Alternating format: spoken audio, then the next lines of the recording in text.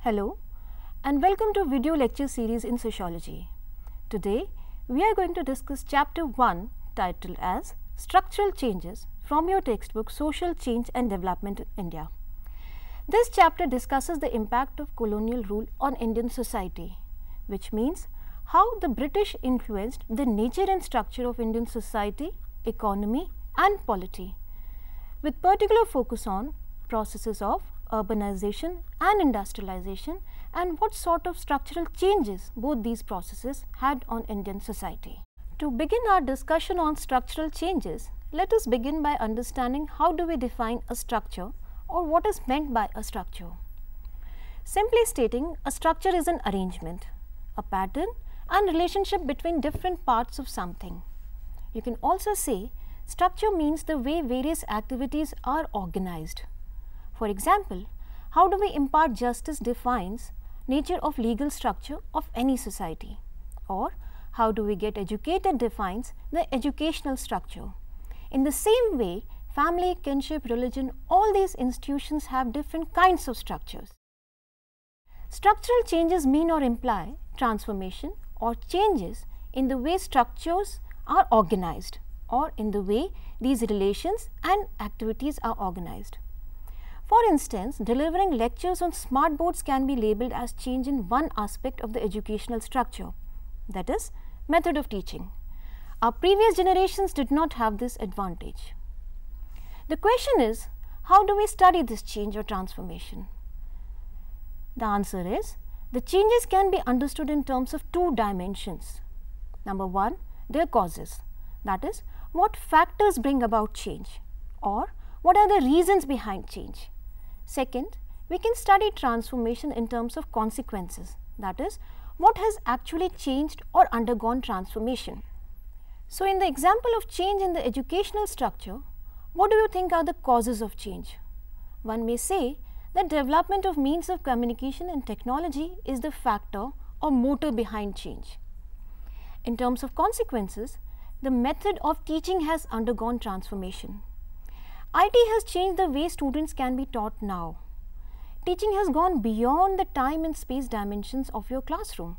Your teacher now is located at a distance.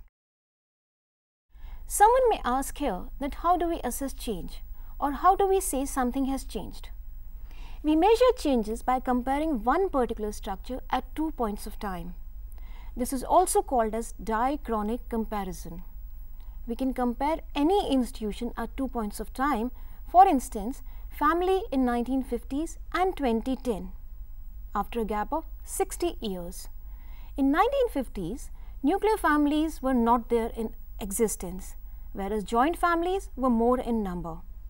After 60 years, we see growing number of nuclear families and joint family number coming down. To compare present with past, some understanding of history of that society is necessary.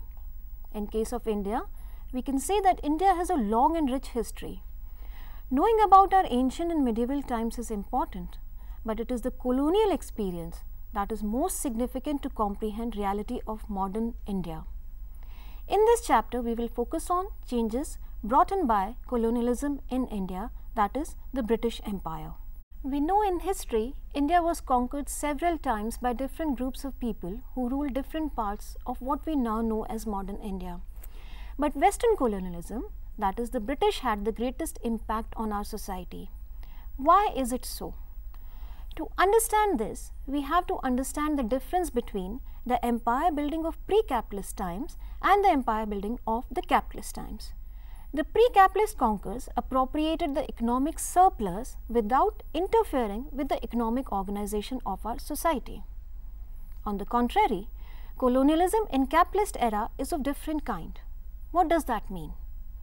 To understand it, let us briefly discuss what is meant by capitalism first. Capitalism is an economic system in which the means of production are privately owned and organized to accumulate profits within a market system. What does that mean?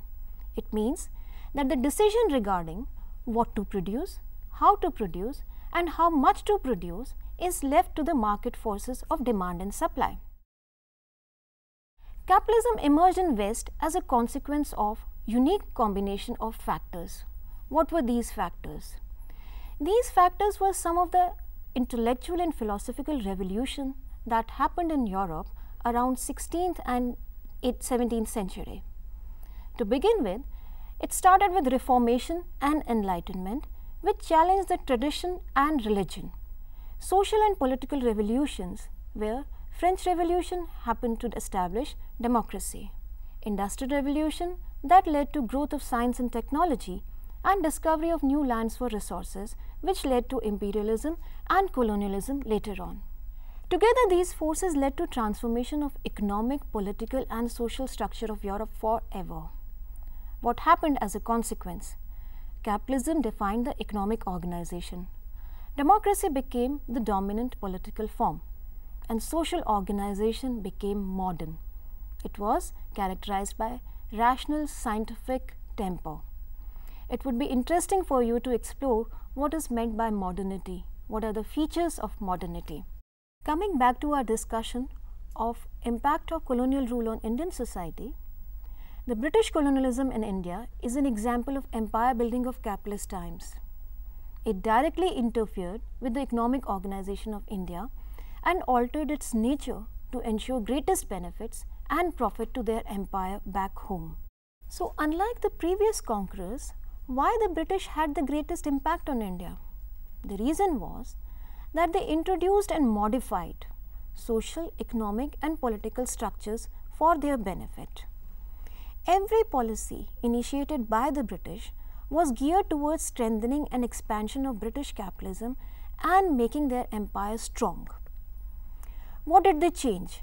Or, for that matter, what kind of changes or modifications the British introduced in India? The British changed the law of the land and forest, thereby depriving villagers, farmers and tribals from their important source of sustenance. You know that villager, farmers and tribals' livelihood is related to land and collection of resources from forest. However, by changing the law of the land and forest, they deprived many people from their basic source of income and earning. The British decided what to produce and what not to produce. They meddled with our manufacturing sector and changed the way production and distribution of goods was done conventionally.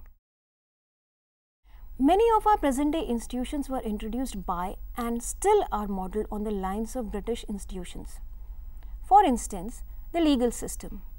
We have 3 levels of judiciary: the District Court, the High Court and the Supreme Court. This system was initiated by the British in India. Our education system, the schooling, the university pattern and the kind of degrees we award and the disciplines we have were also introduced by the British education system. The political system. We have parliamentary democracy with 2 houses called as Lok Sabha and Rajya Sabha, which are equivalent to the lower house and the upper house. Many of our practices are also part of our culture and they are influenced by colonial legacy. For example, we wear neckties in school, or we use fork and knives in restaurants even to eat something like South Indian cuisine. For a while, think of the ways in which English language has become part of our everyday life. It is the basic means of communication everywhere. Knowledge of English helps you in almost every aspect of life, be it job interview, writing, advertising, learning. It has penetrated in our culture so deeply. Even the matrimonial ads ask for convent-educated brides or grooms. The reason is that knowing English is equated with being modern and presentable in our society. Colonialism also resulted in movement of people from one area to another. Any movement of people from one area to another is called as process of migration. You can have various streams of migration. Most of the time, the famous stream is from rural to urban areas, but it can also happen from urban areas to rural areas, which is called as reverse migration. At times, it also happens from rural to rural areas, mostly in the case of marriages, or from urban to urban areas. This movement occurred within India in search for jobs, mostly to the cities and centers for commerce and industry.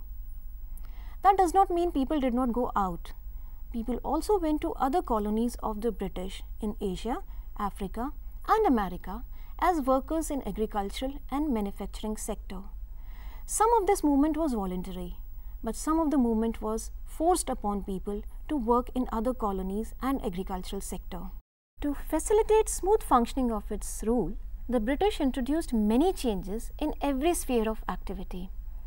Some of these changes were intended and some of them were unintended consequences.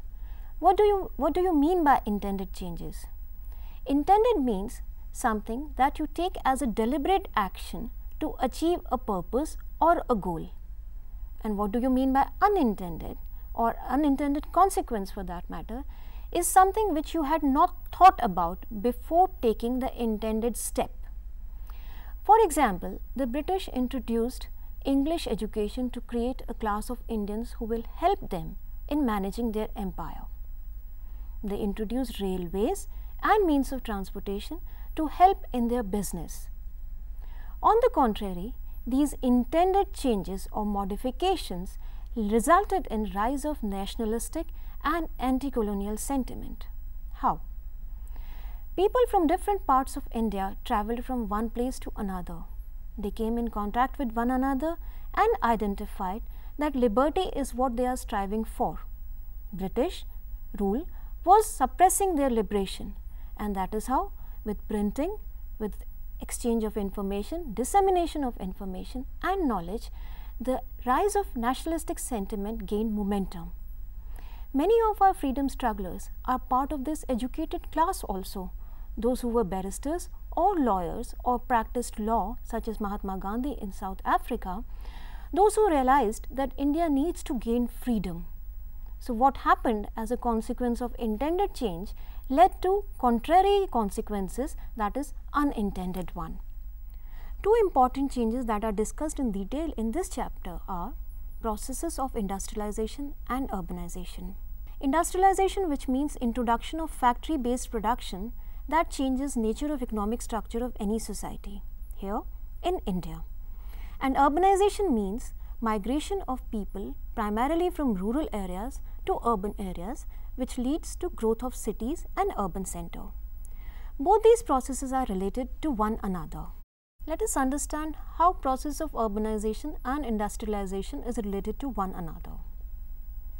Industry develops in certain areas depending on many factors, such as availability of land, raw material, labor, energy sources, means of transportation and many other factors.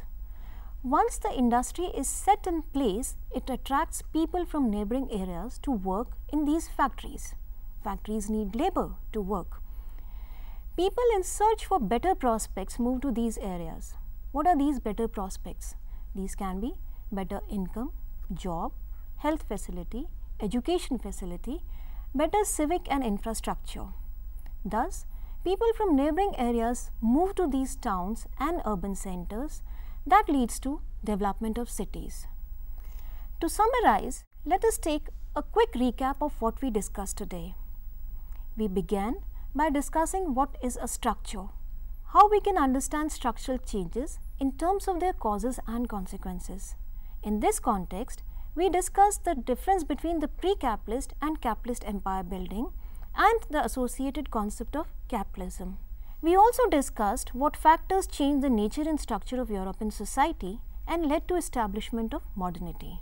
Subsequently, we discussed how the British altered economic organization in India. We discussed the impact of British colonialism on Indian society, economy and polity. In the next part of this chapter, we shall discuss the process of urbanization and industrialization in detail.